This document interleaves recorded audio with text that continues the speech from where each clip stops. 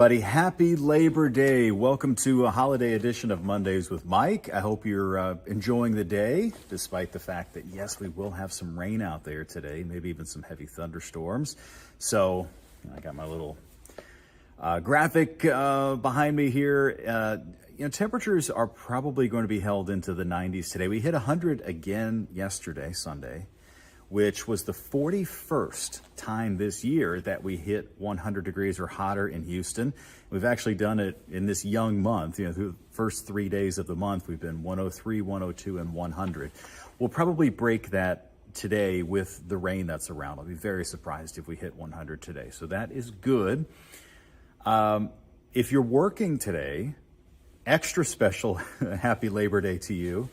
I'm working. I got a chance to work this morning with Sally and Chelsea, and Heather was here, and Dave and Melissa. So we had a nice little crew going this morning. Of course, all the crew in the back. So saluting everybody here on Labor Day. So,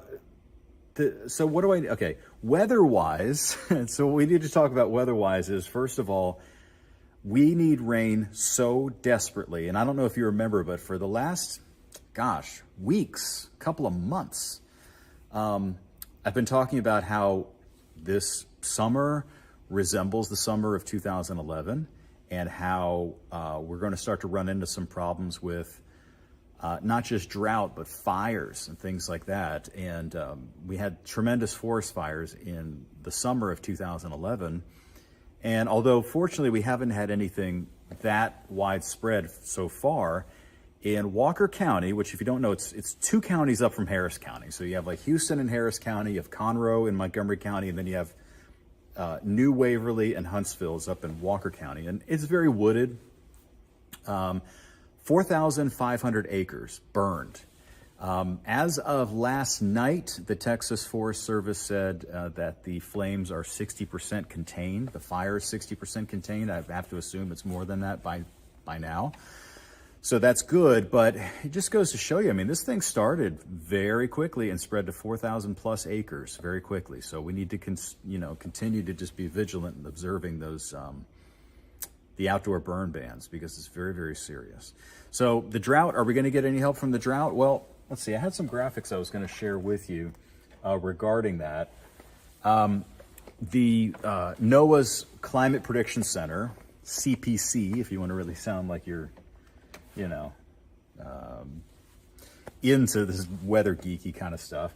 This is the outlook for next week. Actually, technically, it's the outlook for this Saturday through next week. So it's the 9th through the 13th.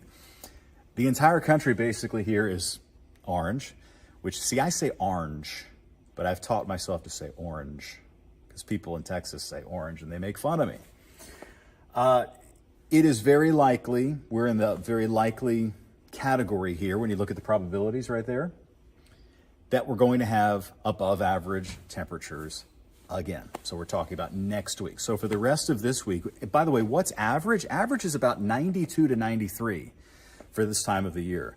The rest of this week, despite some of the rain today and a little bit more tomorrow, we're looking at like 96 to 100, maybe 101 coming up by the end of the week. And then next week, probably still a lot of upper 90s before we might, potentially see a front coming down by, greater than 2 weeks from now. We also, of course, have to keep monitoring the tropics as well. There is, the next thing developing in the tropics here is a tropical wave that is likely to become, in fact, probably soon after you're watching this, likely to become Lee, either Tropical Storm Lee or Hurricane Lee, L-E-E. That's the next one on the list. And so this is going to be a threat to the East Coast. Doesn't look like it's going to be a big threat to Houston. Obviously, this thing is so many thousands of miles away. There's a lot of variables, and sometimes things can change. But for right now, it doesn't look like it's going to be that much of a threat to Houston. But some areas that are going to be watching this is like anywhere from North Carolina to Long Island, New York. Any of those locations may be in the path of what this eventually becomes. I do have these spaghetti model plots on there, and to call it spaghetti, it makes it sound like it's just a mess, but really what it is just plotting the GFS model and the what is an ensemble model on here, and then the HWARF, which is the Hurricane Weather Research Forecast model. And they're all, again, not pointing at Texas at all, but probably going to do one of these curving kind of things as it approaches the east coast of the U.S. So it's definitely something to watch. The models, especially the GFS, are turning this thing, showing it turning into a pretty substantial hurricane. So it might be a pretty strong one to watch. We've already had our first Category 4 of the season last week, and that, fortunately, I should say unfortunately, the second Category 4 of the season, Idalia, hit Florida. Actually weakened to a 3, and storm surge, was a huge deal with that one. Obviously, it also produced a lot of heavy rain and a small tornado that flipped a car over in South Carolina. And when I saw pictures of that, I thought of Hurricane Ike.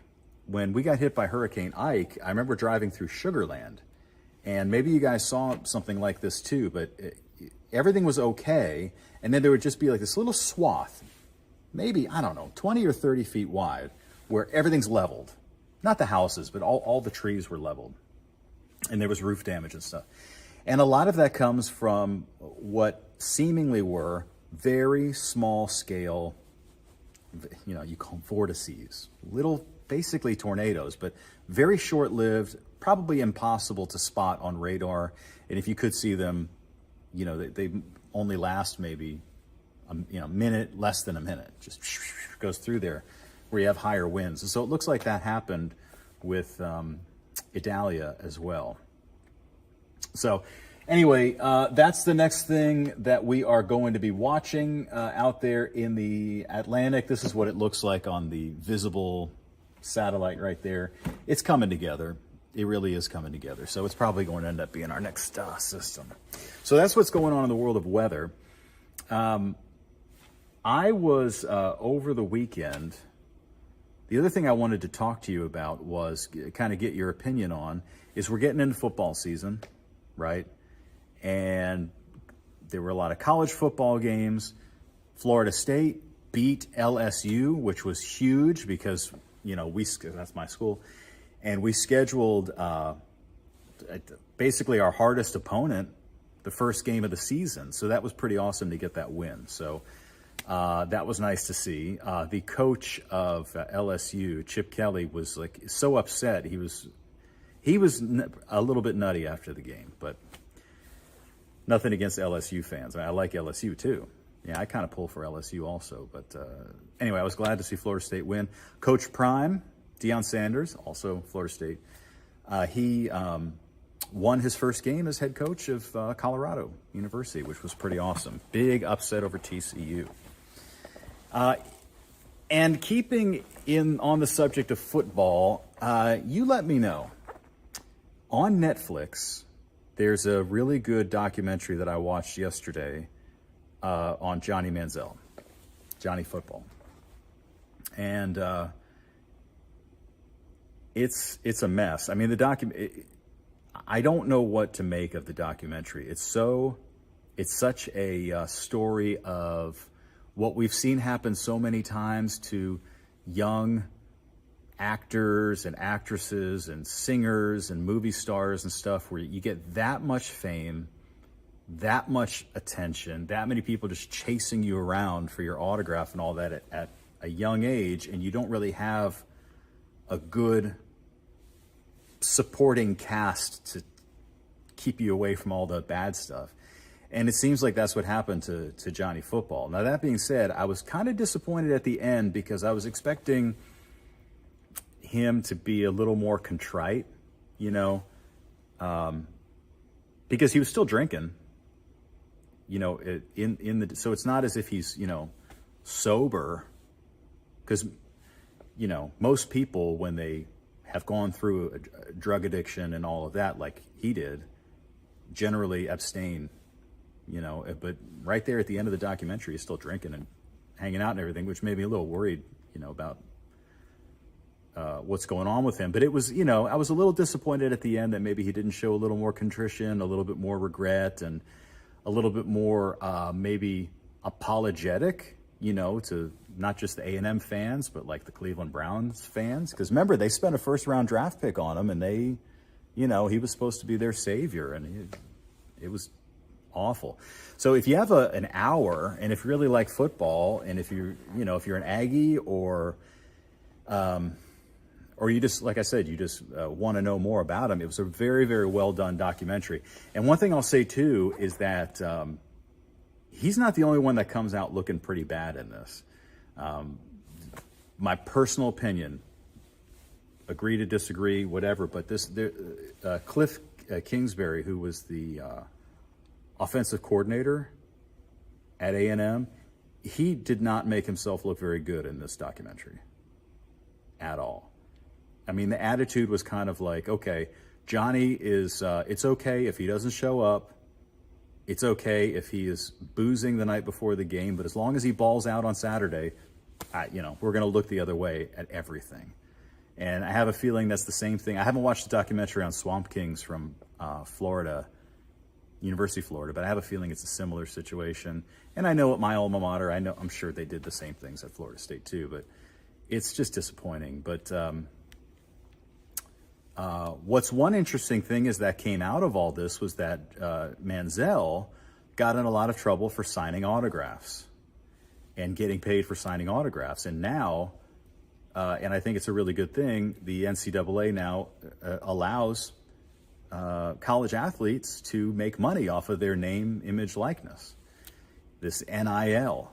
And so it allows teams to get paid. Now, I don't think they're getting paid like a ton of money, but since they're not allowed to work, if the school is making money off of their name, or if people are making money off their name, jerseys and stuff, they get to make some money. And that's part of what got Johnny Football in trouble. I don't want to spoil it for you, but anyway, I would recommend checking it out. I also watched the documentary on Balco Labs, which is like the laboratory that was helping give performance-enhancing substances to Olympic athletes and pro football players, and allegedly Barry Bonds and all that stuff. That was a real interesting one too, because it wasn't what I thought. So I'd recommend you checking that one out as well. And finally, the last thing I wanted to say was, gosh, so again, I mean, it seems like every week or two we're losing one of these legendary musicians. So Jimmy Buffett just passed away, and he was 76, but that's really, in today's day and age, if you're 76 is not old. And so I thought, especially given the fact that the man is a billionaire, and he is a billionaire, it's unbelievable. But we reported on Fox 26 this morning that he had a rare form of skin cancer that is there's literally like a few thousand cases. It's not common at all, but it's extremely aggressive, and it metastasizes. So you get a little, hopefully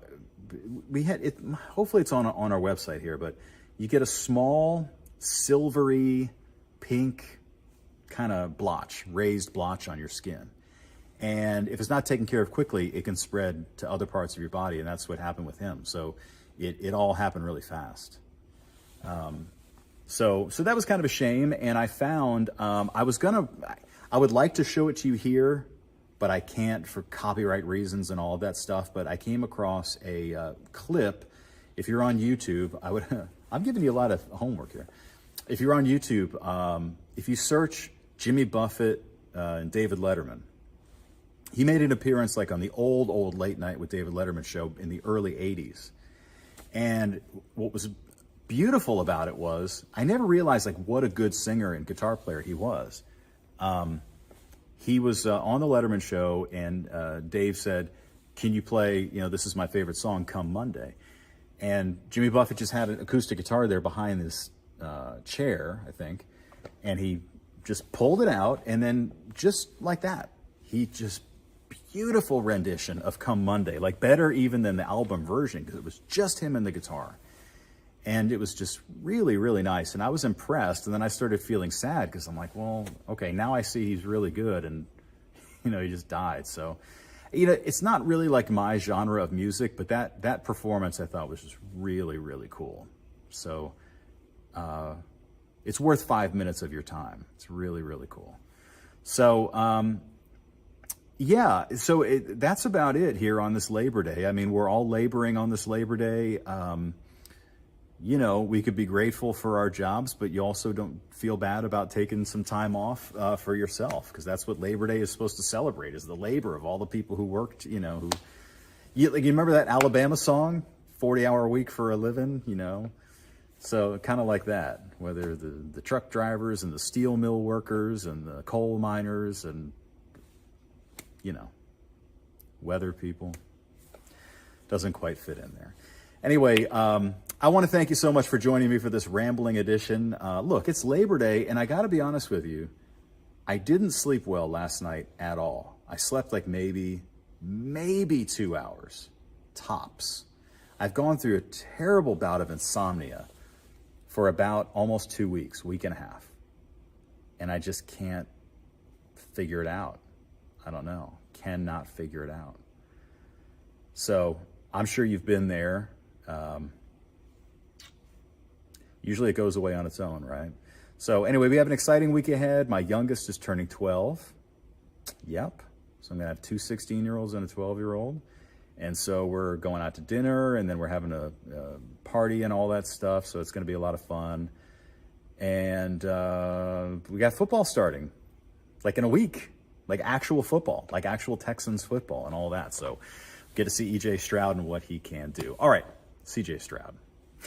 C.J. Stroud. All right, have a great day, everybody, and happy Labor Day, and take care.